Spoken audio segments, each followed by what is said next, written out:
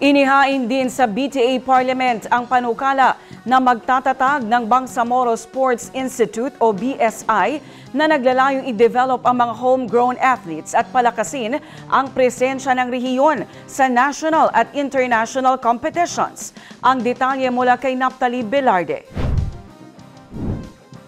Ang BTA Bill No. 377 na iniakda ni na Members of Parliament Alindato Pagayaw, Kadil Sinulinding Jr., Muhammad Nazir Ebil at Adsfar Usman ay naglalayong magkaroon ng isang regional training center para sa mga atleta, coach at sports officials sa buong rehiyon.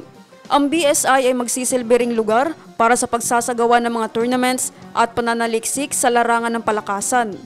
Sa ilalim ng panukala, iniaalok ng BSI ang structured training programs, certification para sa coaches at referees, at suporta para sa mga atleta para sa paghahanda sa international events. Nilalayon din itong isulong ang disiplina, unity, at Islamic values sa pamamagitan ng sports.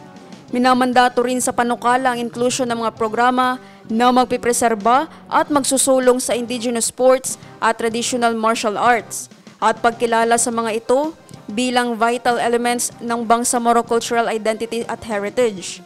Sakaling maisa batas, mag-ooperate ang BSI sa ilalim ng supervision ng Bangsamoro Sports Commission at makikipag-ugnayan sa national bodies tulad ng Philippine Sports Commission, Department of Education, and Commission on Higher Education upang matiyak na ang mga programa ay naayon sa national standards. Naphtali Velarde, iMinds, Philippines.